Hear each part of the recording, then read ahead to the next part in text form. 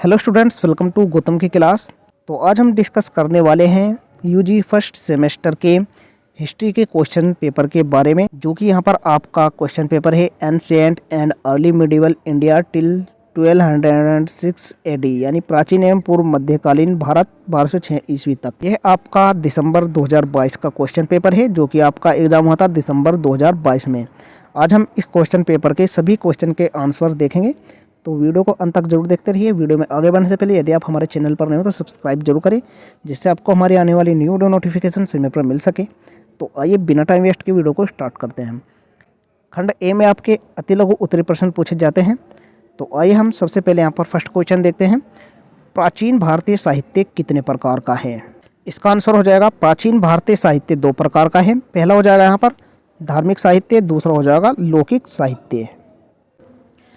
इसके बाद यहाँ पर नेक्स्ट क्वेश्चन है, कर्मकांड क्या है? आपको यहाँ पर कर्मकांड के बारे में लिखना है कि कर्मकांड क्या होता है।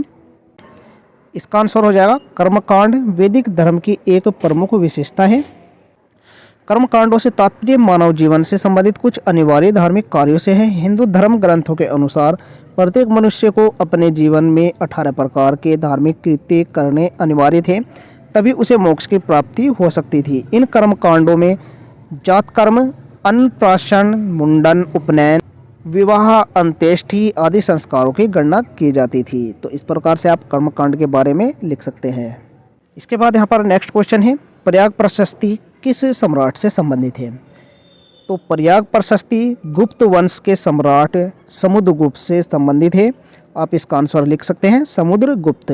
इसके बाद यहाँ पर नेक्स्ट क्वेश्चन है, नंद वंश का संस्थापक कौन था? इसका उत्तर हो जाएगा नंद वंश का संस्थापक महापद्म नंद था। इसके बाद यहाँ पर नेक्स्ट क्वेश्चन है, ब्रह्मचर्य आश्रम। आपको इसके बारे में लिखना है कि ब्रह्मचर्य आश्रम क्या है। इसका उत्तर हो जाएगा यहाँ पर व्यक्ति के जीवन का प्रथम आश्रम ब्रह्मचर्य आश्रम है। तो जिस प्रकार से 4 आश्रम होते हैं, उनमें पहला आश्रम होता है ब्रह्मचर्य आश्रम। जीवन की इस अवस्था में ब्रह्मचारी यानी विद्यार्थी गुरुकुल के नियमों का पालन करते हुए ज्ञानार्जन करता था। विद्याध्ययन की समाप्ति के बाद गुरु से आज्ञा लेकर वह अपने घर लौट आता था। इस स्थिति को समावर्तन संस्कार कहा जाता था। इसके बाद व्यक्ति गृहस्थ आश्रम में प्रवेश करता था। तीसरा आश्रम होता है वानप्रस्थ आश्रम और चौथा आश्रम होता है संन्यास आश्रम। इसके बाद यहाँ पर खंड ब आ जाता है, जिसमें आपको लघु उत्तरीय प्रश्न दिए जाते हैं। इसमें आपको 3 प्रश्न देखने को मिलेंगे, जिनमें से आपको 2 प्रश्न करने अनिवार्य होते हैं। तो यहाँ पर क्वेश्चन नंबर 6 है आपका, उत्तर वैदिक कालीन राजनीतिक दशा का वर्णन कीजिए। उत्तर वैदिक कालीन राजनीतिक दशा या जीवन का वर्णन करने के लिए आपको 5 टॉपिक जरूर याद रखने हैं। इन्हीं के बारे में आपको लिखना है। सैन्य आवश्यकताओं की पूर्ति के लिए राजा का उदय, उच्च पदाधिकारियों की व्यवस्था, सभाव्य समिति के अधिकारों में वृद्धि, बुद्धिजीवियों की संस्था यानी विदथ, और कर प्रणाली। यह क्वेश्चन आपका विस्तृत उत्तरीय प्रश्न में भी पूछा जाता है, तो आपको यही उत्तर लिखना है। तो इन सभी 5 टॉपिक के बारे में आपको मैं दिखा देता हूं। आप इन टॉपिक के बारे में पढ़ सकते हैं। उत्तर वैदिक काल में विशाल राज्यों की स्थापना हुई और राजा के अधिकारों में भी वृद्धि हुई। इस काल में राजा विस्तृत भूभाग का शासक होता था।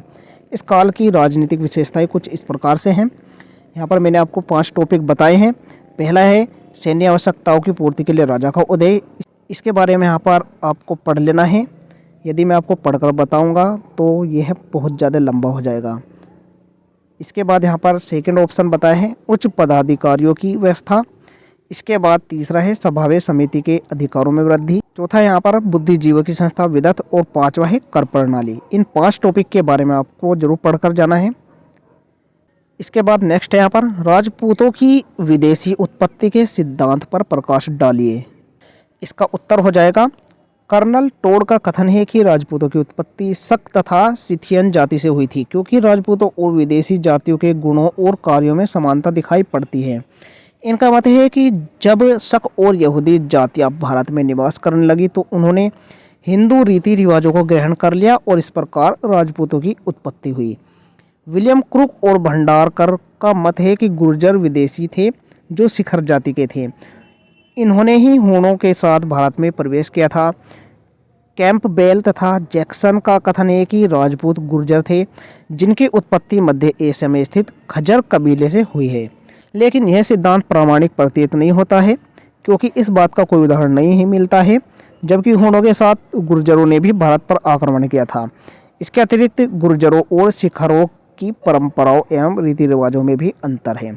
तो इस प्रकार से कुछ सिद्धांत है जो कि राजपूतों के विदेशियों से उत्पत्ति के सिद्धांत है, इन्हें आप याद कर सकते हैं।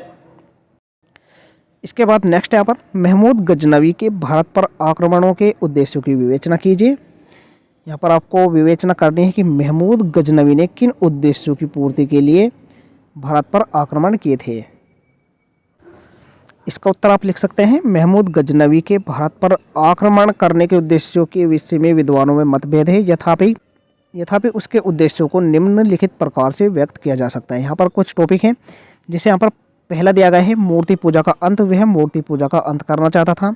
महमूद गजनवी इस्लाम धर्म का झंडा हर देश में फहराना अपना प्रमुख कर्तव्य समझता था। भारत एक मूर्ति पूजक देश है, अतः भारत में मूर्ति पूजा को समाप्त करने तथा यहाँ पर इस्लाम धर्म का प्रचार करने के उद्देश्य से उसने भारत पर बार बार आक्रमण किए। इसके बाद उसका दूसरा उद्देश्य था धन लूटना।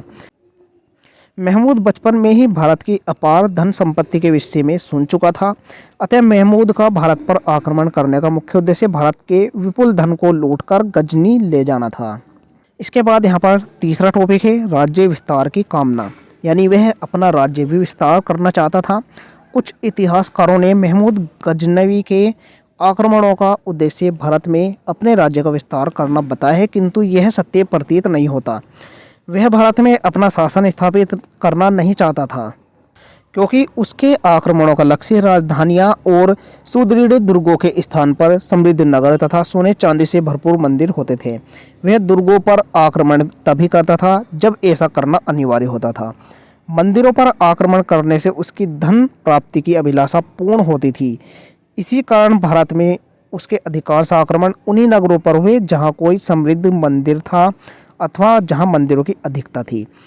चौथा कारण है धर्म प्रचार। वह धर्म प्रचार भी करना चाहता था। कुछ इतिहासकारों ने महमूद के आक्रमणों का उद्देश्य इस्लाम धर्म का व्यापक प्रचार करना बताया है। यद्यपि यह बात पूर्ण सत्य है कि उसने भारतीय आक्रमणों के समय जिहाद धर्म युद्ध का नारा लगाया और मंदिरों एवं मूर्तियों को तोड़कर स्वयं को बुत शिकन यानी मूर्ति तोड़ने वाला सिद्ध किया। तो ये कुछ उद्देश्य थे, बाकी इसके बारे में आप पढ़ सकते हैं। ये सभी उद्देश्य थे जो कि महमूद गजनवी के भारत पर आक्रमण करने के प्रमुख उद्देश्य थे। इसके बाद खंड से में आपके विस्तृत उत्तरीय प्रश्न पूछे जाते हैं। इन सभी क्वेश्चंस को आपको खुद से ही तैयार करना है। इन प्रश्नों को केवल मैं आपको पढ़कर बता देता हूँ।